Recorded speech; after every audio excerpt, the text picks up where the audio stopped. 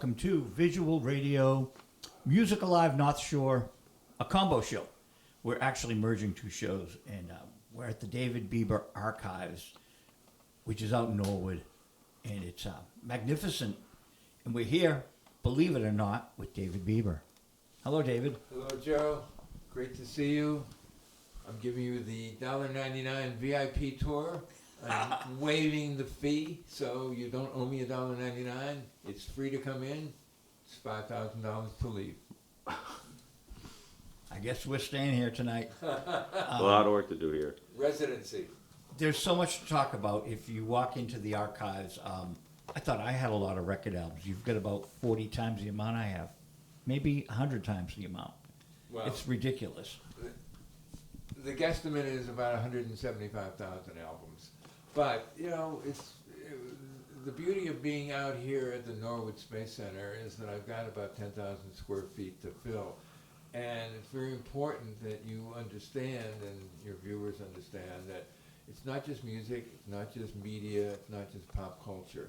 There are probably 40, 50 categories of collectibles that, by my definition, are content that deserves to be saved, whether it's political, or religion, or sports, or t-shirts, matchbooks, koozies, frisbees, food packaging and design, everything under the sun. I can kind of make a case and connect the dots to not only the culture, but the real world, and why everything interlocks and why everything is consequential. With the passage of time, everything becomes a collectible. My lawyer tells me never talk religion, so let's talk religion. I'm busy getting rid of Tennessee Ernie Ford, Anita Bryant, Jerry Falwell, all sorts of records that drive me crazy. What do you collect about religion? I collect all of those aforementioned albums. I have a significant gospel section. I have a significant Hebrew section. I collect all those wonderful little pamphlets. There's a local personality who walks around town, and usually in heavily congregated areas like Fenway Park, who's got a sandwich board with all kinds of religious slogans and statements on it. He passes out and puts those pamphlets not only to people who are willing to take them, and certainly I am willing to take them, but he puts them under the windshield wipers of parked cars. And I've kind of cultivated a little, friendship with this gentleman and enjoy seeing him. And he's always giving me, these wonderful graphic little pamphlets. One of my favorites, the artwork shows very vivid flames, and the headline on the little pamphlet is, "In hell there is no water." So those are the kinds of things that I love to save. Wow. Wow. I can get Superman. I can get the comic books. I can get politics. The religion, I hit a brick wall with it.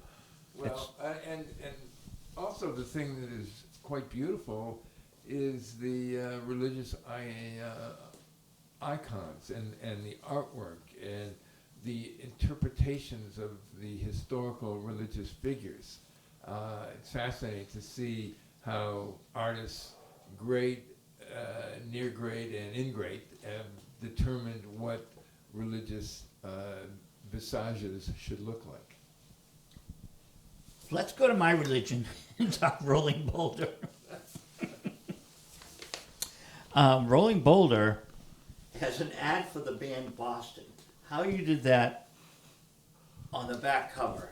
See, when I bought this, I didn't know it was a David Bieber production, so I'm shocked.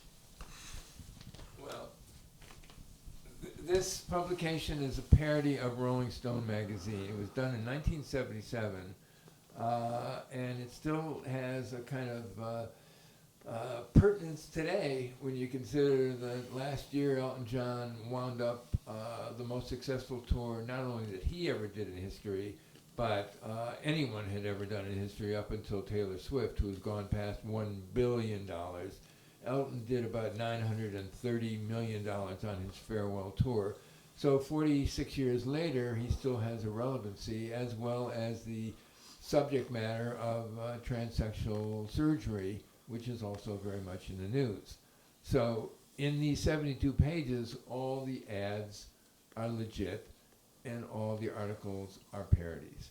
Among the subjects were that the Beatles got together and did a reunion concert, but nobody cared and nobody showed up. So actually, Jan Wenner, who was the owner and publisher and editor of Rolling Stone at the time, went to Stephen Mindich's house in Needham. Stephen was the person who owned the Boston Phoenix, and I did it under his banner in 1977. Jan Wenner sent a sheriff to Stephen's house in Needham at 2 o'clock in the morning to enjoin and issue papers enjoining Stephen from doing this. And of course, what Stephen loved was a good battle. So he was even more hell-bent on publishing this, which we did, and we sold copies on the newsstand, and the advertising more than paid for it. Taking a look at the back cover, for example, Paula Hearn and Charlie McKenzie, friends of mine who were co-managers of Boston, they took out a above the rate card full-page ad back cover for Boston, which at that point was selling about 500,000 albums a month, wound up being the most successful debut album in the history of recorded music, sold, still selling, probably reached the pinnacle of about 25 million copies. So ads like this paid the freight, and we had a great time. Wow. And this is Paul Norman's copy. He's our director, producer tonight. And David kindly gave him a copy of something I bought a year after Verhoeven was started. So the beauty of that was that I tapped into the great resources that were local at the time. Charles Laquadera, great WBCN morning DJ, The Big Mattress and all that, is a very versatile cartoonist. So he did parodies of Ralph Steadman, who did the artwork for the Hunter Thompson articles. There's an interview with Richard Nixon, for example, in the parody. Charles also did incredible, almost mirror-like imagery of Doonesbury. He was able to mimic Gary Trudeau's style. I used so many local writers. I was the editor. I did about half the writing myself, but everyone from James Isaacs to Howard Temkin wrote articles in the voice of Rolling Stone magazine. It was great fun. Now, may I tell you a Charlie McKenzie story and interrupt our... Please. Okay, so I was booking a club called Faces. Remember them? Oh, yeah, yeah.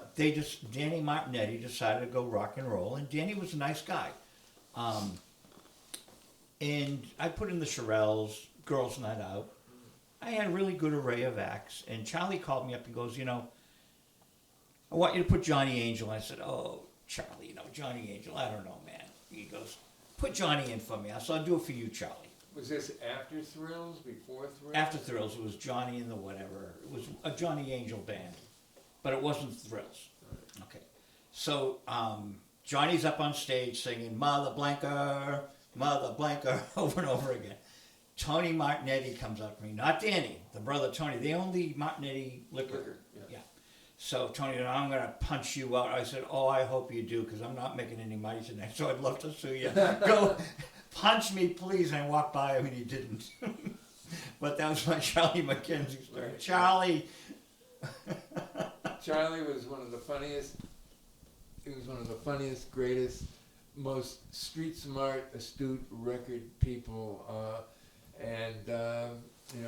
Kind of, I still remember when he died, the obit in the Boston Globe had one of the members of Boston commenting in the lead and saying somewhat to the effect of, Charlie was the most terrific person, but as a manager, the band had to manage the manager, because Charlie was kind of out of control with all the distractions of rock and roll success. I first met him when I moved Willie Loco Alexander out of his apartment. Oh, okay. So I helped move my friend Willie, and that was the night I met Charlie McKenzie. So I don't remember the date, but I do remember doing that with, because I worked and had a van. Yeah. And after Charlie was given about $2 million in walk-away money within a couple of years of Boston's great success, Charlie was managing Willie Alexander, and actually was able to secure, I think it was a 2-album major label release deal with MCA Records. So Willie was above and beyond the local record release system, had major label distribution, and that was attributable to Charlie. They hired me to be roadie for the second album when they were taking the equipment out of Sun Treader up in Vermont. So that was kind of fun. Yeah. You know, we could talk all day long with our stories, but we're here at the Bieber Archives, and I wanna first talk about your very first article was for Billboard magazine. That's right.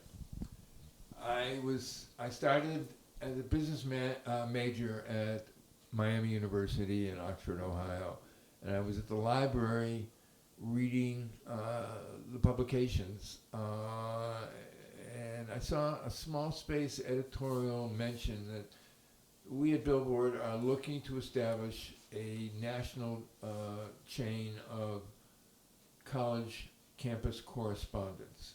And I immediately wrote away to the woman in New York and said, I would love to do this. I had never written an article before, but I had a real passionate interest in not only the music itself, but the business of music. And that's why I was reading Billboard magazine, because it was no longer just picking up record surveys, top 40 surveys at the local record store in Cleveland where I grew up. It was also reading Billboard magazine to realize that there was a whole industry and a machine behind, later became known as the star-making machinery, as Joni Mitchell suggested. But I wrote away. I said I wanted to be the campus correspondent. At age 18, I was thrown in the deep end of the pool. The first two people that I interviewed were Cannonball Adderley and Nancy Wilson. Not Nancy Wilson of Heart, but Nancy Wilson, the jazz singer. Sure. And just in that first year, the people that I talked to, interviewed, wrote for Billboard, I had a byline. I was so proud of that. Ranged from the classical pianist Rudolf Serkin to the activist comedian Dick Gregory, and through the years on campus, everyone from Frankie Valli and the Four Seasons to Johnny Carson, Ray Charles, Johnny Mathis, Chad and Jeremy, the Rascals, the Temptations, on and on and on. And it impacted me so significantly that I changed my major. And I started taking journalism classes at Miami of Ohio, and took every journalism class available because they didn't actually have a degree program. The journalism classes were in the English department. So I had to transfer because I clearly wanted a new career direction. I'd exhausted everything available at Miami, and I transferred to Kent. And it had to be seamless because the Vietnam War was raging, and I was cannon fodder if I didn't transfer. So Kent State University had a journalism department, and I was able to complete my studies there, which ultimately led to coming to Boston University, to get a master's in journalism. From there, very fortuitously, I wrote a thesis, 160 pages, on the underground media, whether it was underground newspapers, films, magazines, radio stations, how they impacted traditional above-ground media.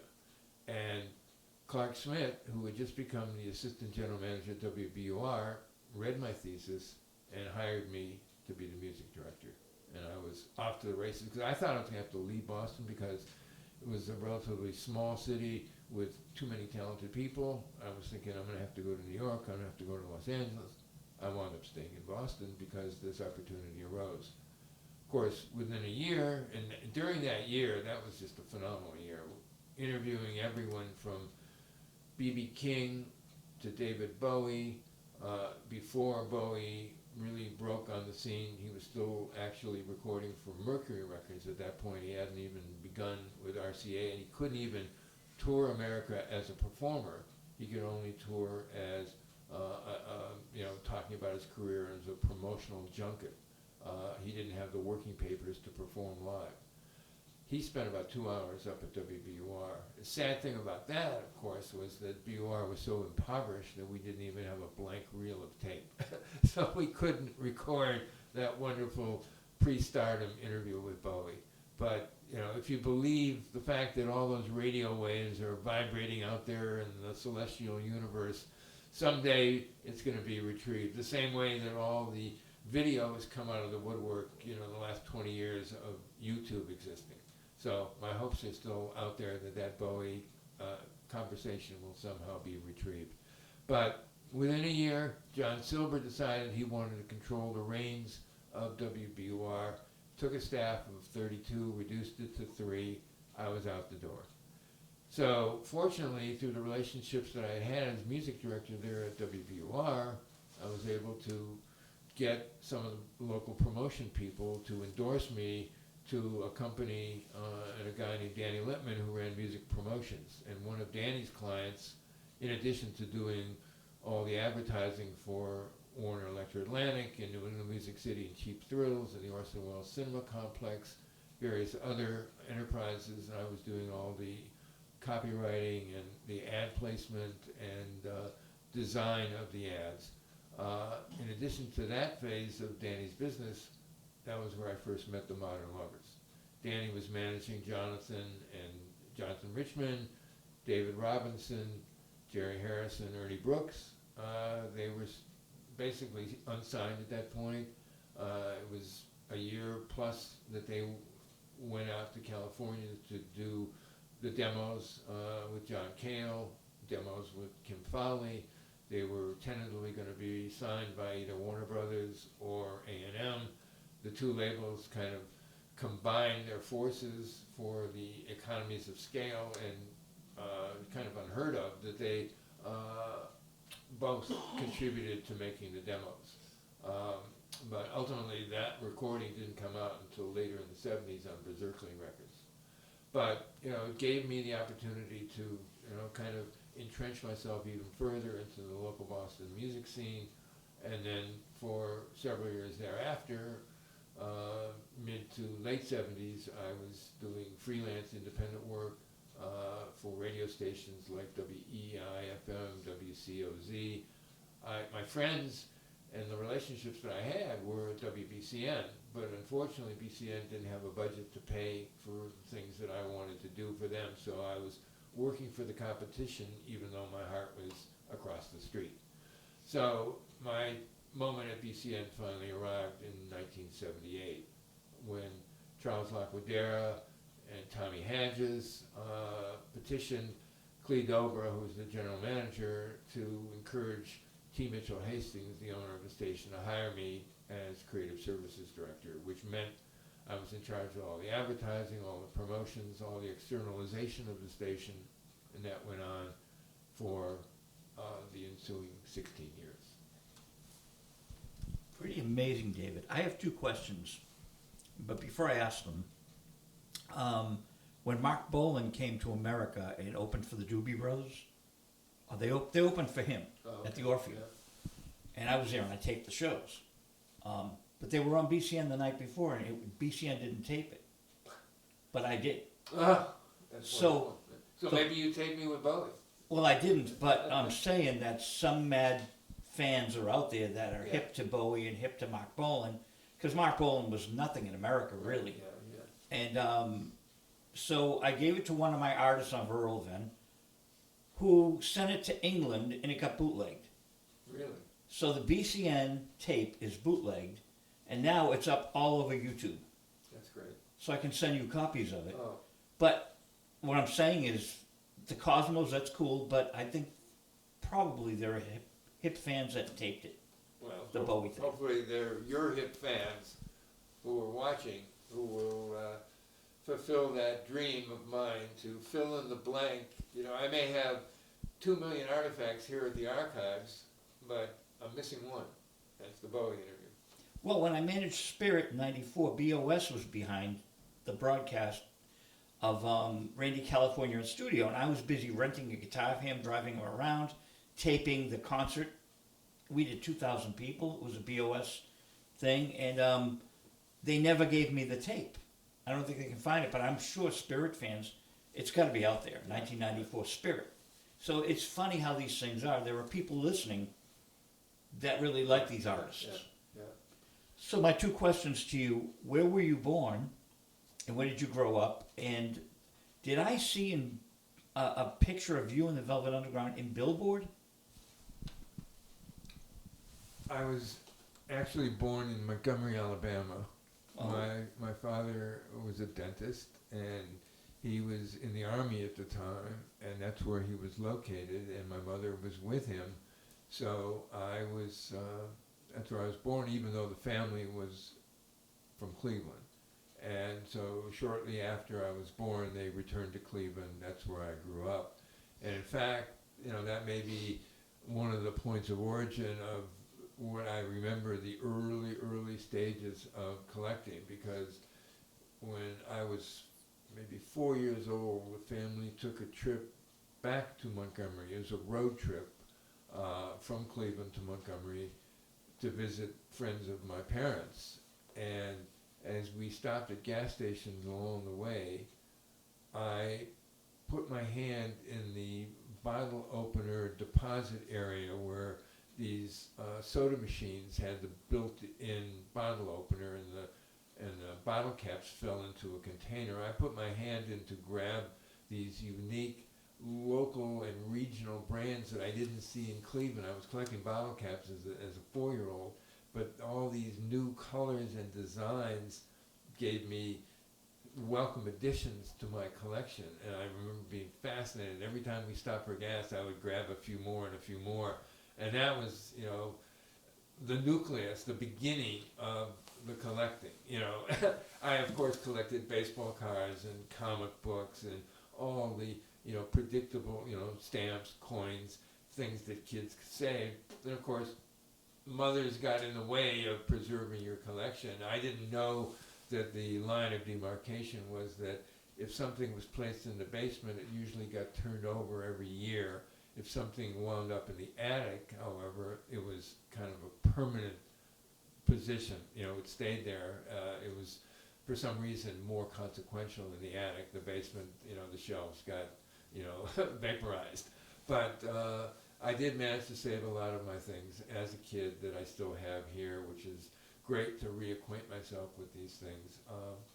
And just to follow up on the BCN thing, so I was at BCN from 78 till 94, and in 94 I joined the Boston Phoenix and related companies, WFNX and Stuff Magazine.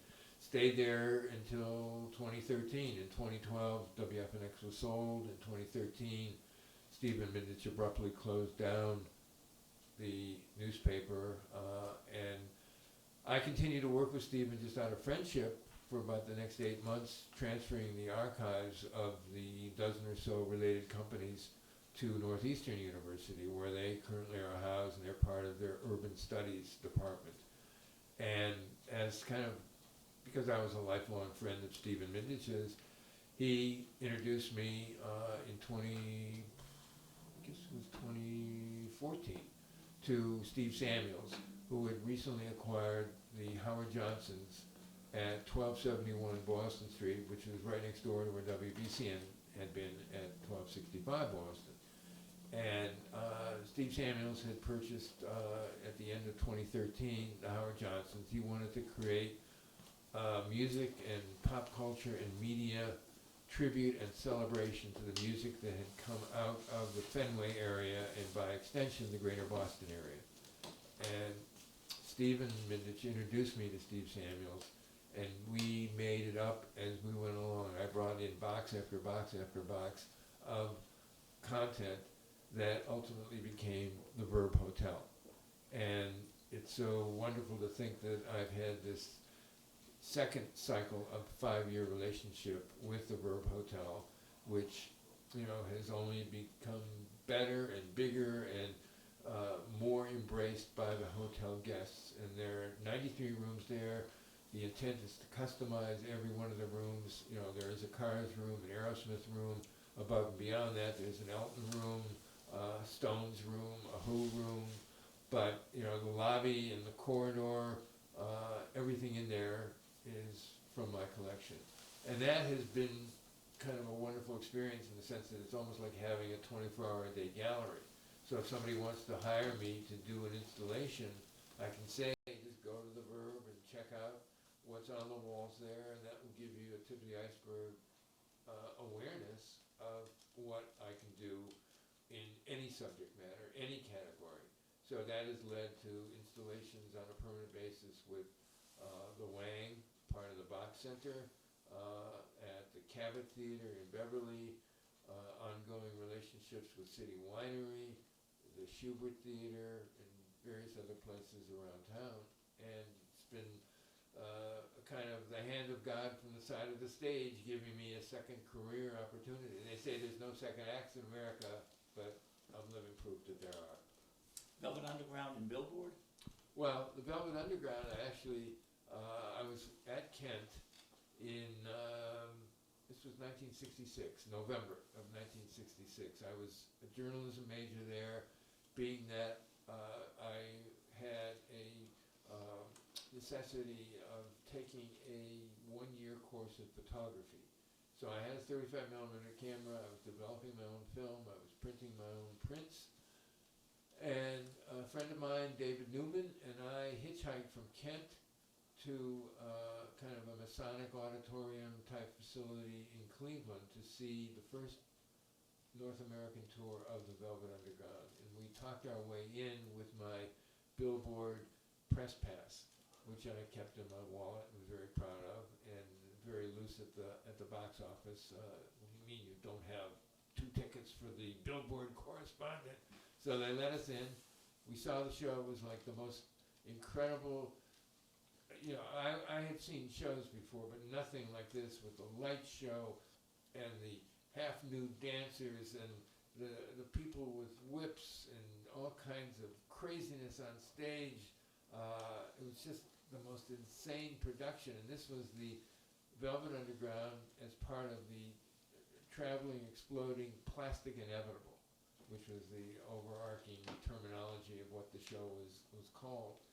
And we talked our way backstage, and under the light of a 25-watt bulb, my friend David Newman actually took a picture of me with the band that you can pick up and show over there. Oh, wow. It's on a t-shirt. It's on a t-shirt. The photo that David took, my sister Lorna, who's a great artist in New York, she gave the image to a fellow artist, and he put that on a shirt, and that's me. Lou Reed and I are bookending the rest of the band, including Sterling Morrison, John Cale, Mo Tucker, and Nico. That's insane. And so that got in Billboard? That photo? No, that actually was in Boston Globe at one point. Yeah. Boston Globe, Yeah. okay. So we've covered your origins of writing in Rolling Boulder. Now we have to get to the nitty-gritty. The book. All right. Is this the first book for Bieber Archives? Off Our Backs is the first book, hopefully the beginning of many. I worked with Brian Coleman, who has done several books called By Me Boston, By Me, B-U-Y, Me, comma, Boston, which is a kind of compendium of 1960s, 70s, and 80s ads from various publications from the Boston area. About 50-60% of the ads came from the archives. I've given Brian the free rein to go exploring and look at all the media. And I also did this in conjunction with Lance Salemo, who's a great designer and artist. And I wrote the copy and the introduction and also the descriptions of all the shirts. And basically this is kind of a representation of tip of the iceberg of 150 shirts from the archives. The estimate is that we have about 8,000 shirts here at the archives. But it's meant to show a whole spectrum of shirts. This is, for example, Mitch the Greeter Doorman at the Rat. This is the Orson Welles Cinema that was a great complex in Cambridge. This is a radio station, WCOZ, Tower Records. There's also Strawberries Records in here. So there's a little bit of everything. Political, concerts, food and beverage, movies, radio stations, record companies. It's a great read. It's a kind of, dare I say it, a bathroom read. You know, you can open to any page. I think you'll be surprised. You can maybe show off some of the things there. But it's almost like a calling card. If somebody is curious about what the archives is all about, this is something to give a prospective client. It's for sale at offourbacksbook.com, and it's a fun read, and I've had terrific feedback about it. So is it your first book It's the first book, yeah. that you've ever written? Other than my master's thesis, which was, people have encouraged me to actually put that out in book form too. It's about 160 pages, and it's all about the underground media impacting the traditional media. But this has come to fruition, and it was a wonderful experience. So we were talking, you were on the very first Velvet Underground tour, and we have a mutual friend in New York, Norton Records, Miriam Linna. Do you and Miriam know about Jonathan Richman's 8mm footage of the Velvet Underground? I don't. He took a lot of footage, Well, okay. and it was at his parents' house. This is back in the 70s, he told me. So that would be really nice to have. It was the Tea Party, of course. Yeah, right. And he would hang out there, and Bob Soma was on my TV show, and we talked about it and how they would have parties afterwards, Yeah. and Jonathan was there. Well, it's interesting that you mentioned Robert Soma, who was somebody that I wrote for. He was the editor of Fusion magazine, which for a time was the East Coast counterpart to Rolling Stone magazine. And Barry Glovsky was the publisher, and I think probably the owner of Fusion magazine. They were at 909 Beacon Street, and I lived at 180 Bay State Road. You know, I didn't have a car. I was going to Boston University. I wanted to be as close to the School of Public Communications as possible, so I walked everywhere or hitchhiked. That was the mode of transportation. You felt safe, and you just put your thumb out. But so I walked over, just cold called Fusion magazine, and Robert Soma printed probably 2 or 3 major feature articles that I wrote for the magazine, which ultimately were part of my master's thesis as well. So I was kind of double dipping. I was getting classroom credit for these articles, but I was also getting paid for having them published. I wrote probably the first major definitive piece on WBCN for Boston Magazine, 1970. The Fusion articles became chapters in the thesis.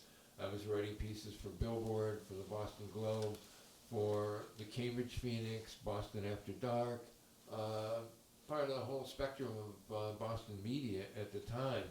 But yeah, he was a wonderful editor. Gary Kenton was another one who was, I think, the managing editor. Ron Campisi was the art director. Yeah, it was just a very fertile time. There weren't really media or music roadmaps at that point. And it's fascinating that Jonathan would be filming them because in some respects they were almost like 2 house bands at the Boston Tea Party. The Tea Party existed from 1967 until the end of 1970. And during that period, I think the Velvet Underground played more than 40 times at the Boston Tea Party, either as a headliner or as an opener. And I've got the posters to prove the evidence of that. And during that whole period, they never played in New York.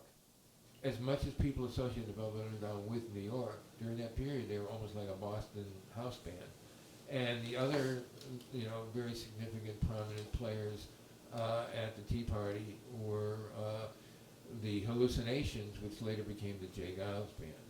And they too played multiple times, and that led to their getting signed by Atlantic Records. Mario Medias, the Big M, was a national promotion person handling the underground radio stations. He was a black guy who couldn't believe that Jay Giles Band and Peter Wolf were white guys with the sound that they had. And he was the champion of getting them signed to Atlantic Records.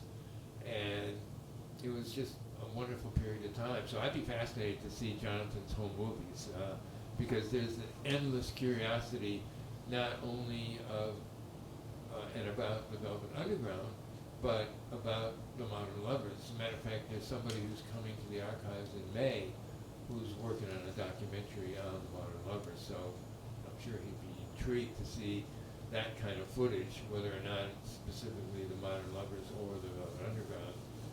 The fact that Jonathan did cinematography would have a great bearing on the inclusion in this documentary. That indeed it would. 8mm films, they were at his parents' house. One would hope he would have kept them preserved, but at least you and Miriam can now get to work. Right, yeah. I would like to invite you and Barry Glovsky on the same show. Maybe come Absolutely. to Everett or Wakefield, Paul's Wakefield Station. We have 2 stations where we can also do a Zoom if you don't want to drive out, but it's fun to be in the studio. Absolutely. And Barry was one of the first guests I had on TVI in 1979. Well, So we started our show really in 1979, but then visual radio started in 1995 with Marty Ballin. okay. So I'll just briefly give you the quip on that. Marty was coming to the House of Blues. Teo was running it. Remember Teo? Of course. Great guy. And Leomeister. Yes. I called up Marty. I said, I'm going to be starting a TV show. I want you to be the first guest. The third guest was Bobby Hebb. So 2 friends of mine, the TV show is what endeared me to Bobby, but Marty said, I'm in Howard Square for 3 days looking at books. Find me. I call up his father. Where's he going to be? He's at this hotel. So we get to the House of Blues, and Teo said, look, I really feel bad, but the House of Blues copyrights everything, and you can't tape in here. But can I come to the hotel? I said, sure, Teo. So he came to the hotel, and on the DVD that you have, Live in the Esplanade, well, in '95, we have this great interview with Marty. He's fascinating. He tells us stuff. So it's what you do is so important to all of us because we love these people and these things, and you collect them. Yeah. And this place, it's more than this room, people. You have to see this vast warehouse, 10,000 square feet. Yes. Amazing. Yes. It's just mind-blowing. It's like going to an amusement park if you're into pop culture. So pop culture, when did pop culture become a thing? Well, I think pop culture has always been a thing. The aspect of the archives, though, is that I believe in the preservation of what we have experienced, what we have lived through, what we have touched, and what has touched us. And so it's not just pop culture, though. It's a little bit of everything and the connectivity that you can make for everything that existed or even currently still exists.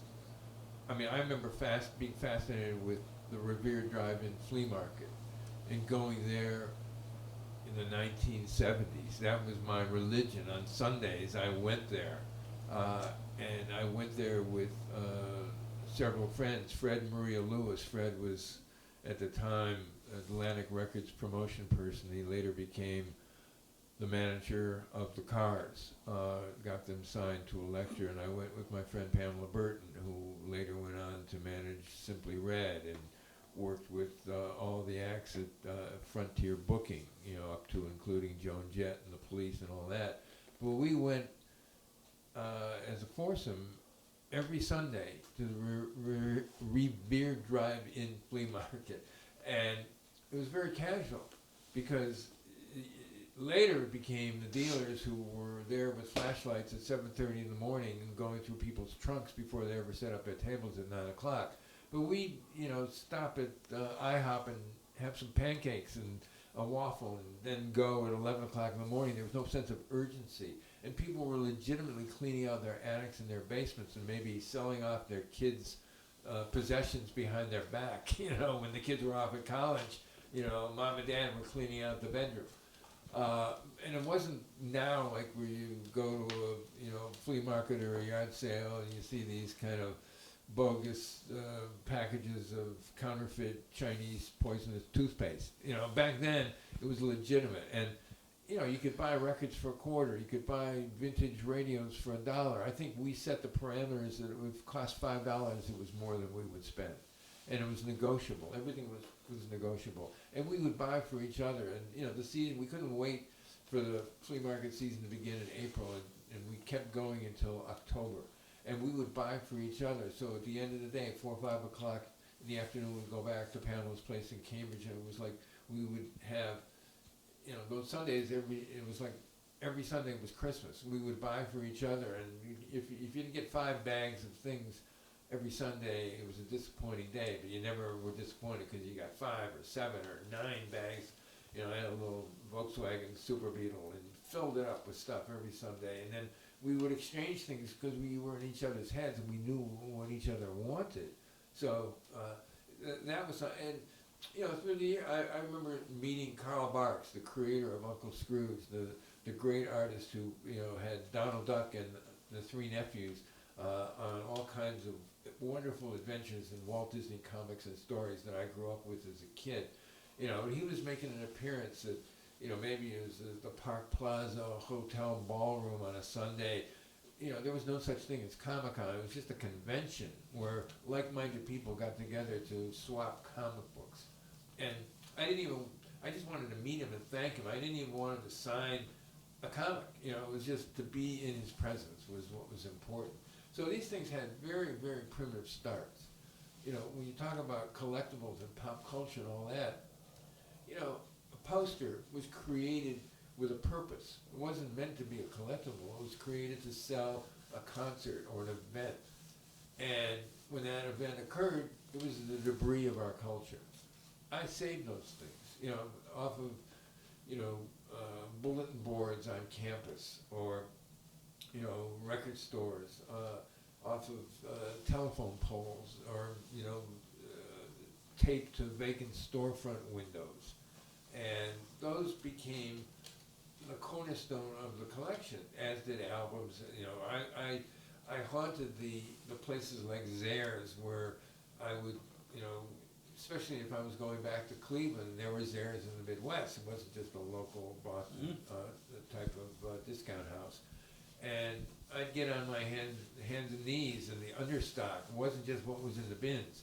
And I'd be opening up the understock boxes, and I'd be finding these records that were no longer returnable. They were cutouts, but they were legitimate cutouts, not just overstock. They were records that from small labels that couldn't be returned, and they were 3 for $1. And I'd go up to the clerk, and the clerk would see me with 100 records, thinking they're going to make this $400 sale. And in fact, it was $35 because of 3 for $1, and I had 100 records. So it was just, everything was up for grabs in those days. And, you'd grab a poster, the poster basically had no value. So when you started to see at these comic book and music gatherings on a Sunday afternoon, people were selling posters for $1. Then they were selling for $5, then 10, then 25. And you thought, my God, this is stunning. Even though I wasn't selling anything, I was acquiring. I monitored the marketplace. I was aware of the value on a straight line upward trajectory. And now you look at posters are going for tens of thousands of dollars, depending on the vintage and the condition. Just as I'll see a penny on the ground, I'll pick it up because I realize, not that that penny has any value, but in the context of historic value. As a kid, you'd buy a pack of baseball cards. It'd be 6 cards for a nickel with a slab of gum. That meant the cards cost less than a penny. The Mickey Mantle rookie card that you could have, if you were lucky enough to get it in one of your wax packs in 1952, was less than a penny. Last year, the best version, not mint, not 10.0, but 9.8, Mickey Mantle rookie card, $12.6 million. So, in the world of hard to believe, you gotta believe it, because somebody is playing with monopoly money and making these kinds of purchases. So, I don't sell anything. I do lease what I have and utilize it for installations and exhibits and various other purposes. We had, the set decorator from the movie The Holdovers contacted me, wanted to see Boston Tea Party posters because the film was taking place in 1970. So we're, in the archives represented in that film. But, I'm happy to put things out there. I just don't sell things, but I do pay attention to the marketplace. And it's fascinating to see how many of these pop culture items have become valuable with the passage of time, because so many things weren't saved. And with the money that hedge fund people and everybody else trying to buy back their childhood or their glory years as a teenager or in their early 20s, the events they went to, the things they didn't save, whether it was their tickets or a concert program or a poster. Don't forget, a lot of the merch has grown up as a business. But back then, merch was maybe a t-shirt. It wasn't all these sophisticated, collectible items that, you kind of just add water and they become collectibles, instantly. They didn't really exist. You had maybe some bootleggers that were selling concert t-shirts outside the venue, like outside the Boston Garden or the Worcester Centrum or something like that. But now it's become huge business. You look at a Taylor Swift tour, for example, you get, when she was playing, the football stadium in Foxborough last summer, the aerial views of people buying merch, it was like, it had to be multiple hours wait just to buy the things that were for sale. And the variants meant, same thing as like with variant album covers or variant comic book covers. You have to buy every one of them. It's not just you buy one, you buy 6, you buy 8, you buy 12. The K-pop stars have been masters of that. All these Korean boy and girl bands. They different covers and different T-shirts, and before you exit, you spent $300-400 in addition to what the ticket is. I heard for Taylor Swift, people were paying $200-500 just for parking. It's insane. I don't know where this money is coming from, but I do enjoy watching the marketplace on an accelerated steroid basis moving into the stratosphere. Where everyone has a telephone and a camera now, a lot more is being documented. That wasn't. I mean, people were out there taping, like I taped the Mark Bolan thing and many concerts. And I find my concerts on YouTube that I didn't let out. I traded them, and then all of a sudden they were on YouTube. So there is a market for this time capsule thing. I'm wondering if today, because everyone's taping, it's not as important as it was in the 50s, 60s, 70s. Maybe I'm wrong. Well, I think a lot of it becomes a matter of packaging. Right now I'm working on a project with my co-conspirators here at the archives, Chuck White and Joe Packard, Miriam Achenbach, just people who help me with the projects, either from a tech point of view, an artistic point of view, a retrieval point of view. We're all in each other's brains and all each other's wavelengths. We know how to work in tandem and fulfill projects. And so I think when you talk about things that are out there in a bootleg form, or somebody hasn't officially licensed the content, but it's out there, I think it becomes a matter of how you package things. So one thing that we are currently working on is an Aerosmith package coming from Universal Music. Now apparently they've reclaimed their masters, the things from Columbia. I think Aerosmith has their own imprint, their own label that's going through Universal Music. And it's a reissue of their first album on Columbia in stereo and in mono, and also a disc of a live broadcast that happened in March of 1973 at Paul's Mall. And that is out there in various forms, but this is going to be the supreme quality technological version. And you put all the bells and whistles together, and there's going to be a significant booklet that amplifies the audio listening experience. And I'm sure there'll be a very attractive cover, and it'll just be something that is unique unto itself. That yes, you can maybe watch/listen to something on YouTube of that performance. You know, Maxanne is, I think, doing the intro and the outro. It was, WBCN, a live broadcast. Sam Copper probably recorded it. But this becomes a total immersive package as opposed to something that goes out into the world in bits and pieces, fragments, and not up to the standards and the quality that the band would like. And I think that it's what you surround anything with that makes it more impactful. So I think the intent is, it's almost like 1 and 1 and 1 equals 5, not 3. You want to have all the bells and whistles attached so that you really can, kind of look back at the recreation of that moment in time. Another project that I'm working on right now is with Blue Note Records, and there's going to be an installation at the Wang. Don Was, who's the president of Blue Note, who's also sometime member of Was Not Was, and also significant producer of many acts up to and including the Rolling Stones. Being president of Blue Note right now, we're doing a retrospective. So we, draw from the archives here, the content, not only vintage Blue Note records, but press releases, vintage photographs, books, all the ephemera of a time gone by, we bring it back to life. So I think that's what, pop culture is all about.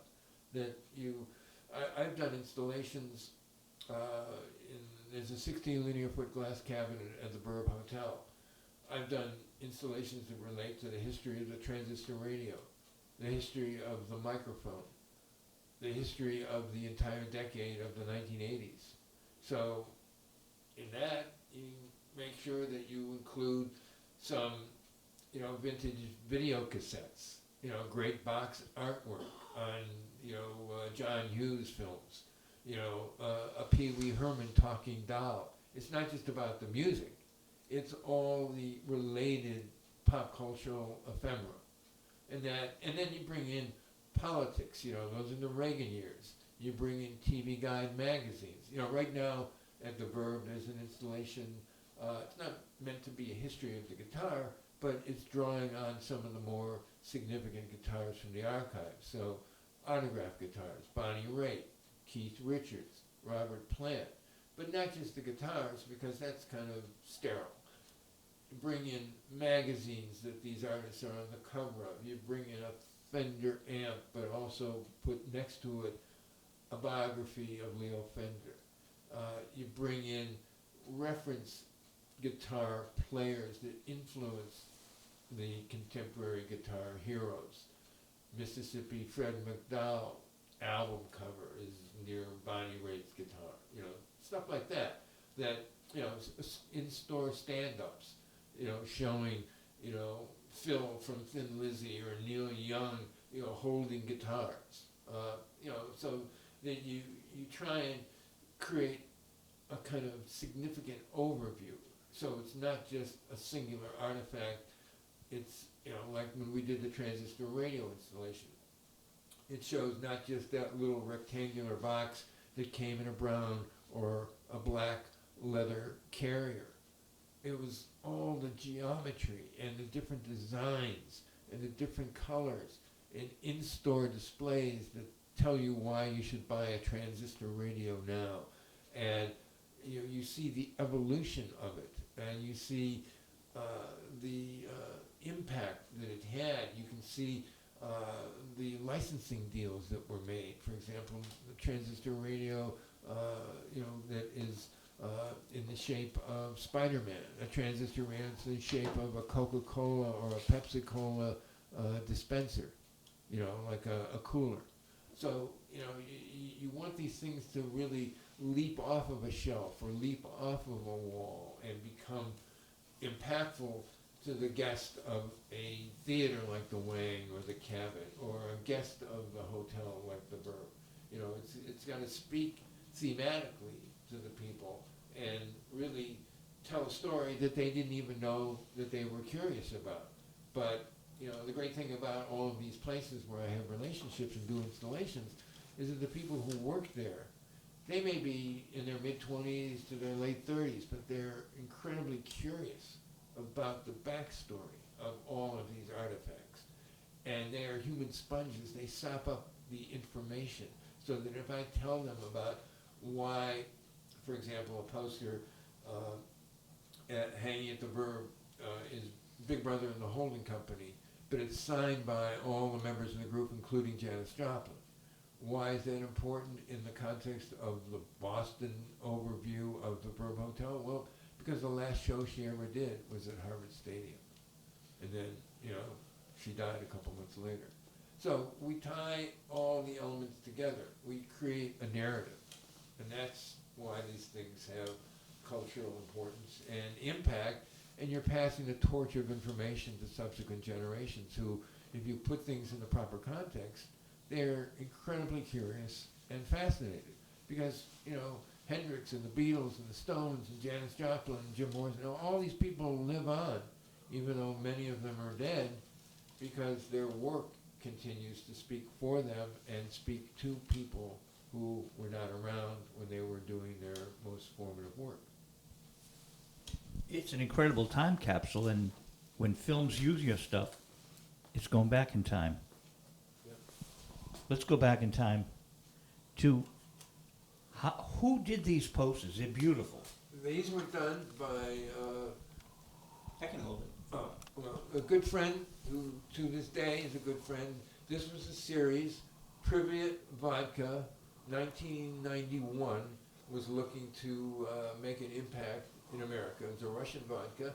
And Chuck White convinced WFNX and the Boston Phoenix to put together this 6-concert series on Lansdowne Street in the summer of 1991. Joey Mars is the artist. He is still active, and he is very talented, creating all kinds of extraterrestrial creatures. He's well named. Yeah, exactly. So the thing that, in terms of the billing, you have Evan Dando and the Lemonheads headlining, and Buffalo Tom, but way down, fifth bill is the first North American tour of Pearl Jam. So this is a very collectible artifact. The Pearl Jam devotees are fanatics when it comes to the ephemera of the group Pearl Jam, and so this is a highly prized collectible. But and Evan was up at the archives not long ago. He had a wonderful time. He was with the woman who he's involved with now, and they were leaving for South America the next day. They had just done 2 sold-out nights at the Paradise, and he was like a human ball in the pinball machine, ricocheting from one area of the archives to another. He was so enthralled. He said, when we come back, we're going to spend some significant time here, because they spent about an hour and a half, 2 hours here. And then he did something that I'm not one to find favorites, like which is your favorite child among 2 million, but I do carry one artifact with me, which he gave me that night. And just because the conversation leads to, I don't show it off unless there's a logical connectivity to the conversation. So I'm going to hand you the microphone and show you what I carry with me. And that is... We're here at the Bieber Archives, visual radio and We get 10 minutes left, Paul? 5 minutes? You can talk. It's visual radio. Oh, yeah, okay, 10 minutes, Joe, you're doing a All great right, job. 10. All right, Joe, you tell me what this is. Oh my God, Evan gave you his license. I have a license to thrill. Evan Dando's license. It's expired. Oh, Right. I don't know if you can see that. But, Yeah, we got it good, we're gonna zoom right in. All right. So, Move the angle a little bit. Joe, you had it. so you're carrying Evan Dando's license, If I which get means if I get stopped, I'm going to say that's my HOV passenger. right. And then you ask the cop if he's on the Brady list, but we won't go there. So you don't have to worry. We're having a blast here. We've got 10 minutes left on visual radio, music alive, not sure. Paul's graduated. He used to just be the visual radio producer, but now he's got his own show. And we're collaborating on a bunch of different things. We could do Zoom with you and resume. You can come into the studio, and I'd love to have you and Barry Golovsky together. Listen, when you said you did something with Barry in 1979, I don't know that I've spoken to Barry since 1979, so I'd love to do that. Yeah, we correspond once in a while. He's busy with hockey and motorbikes at his age, Oh, okay. but I know he had a video business for a while. yes. And he thankfully got me in touch with Bob Sommer. We had a lovely time in Somerville on TV, and the Soma interview I think is very important because Bob's no longer with us. Oh, is that right? Yeah, Bob is gone. When did that happen? 2 years ago. I didn't know that. Oh, I'm sorry. Yeah. Yeah, so it was all the more significant, these what you do, these tapings is very important. Yeah, because absolutely.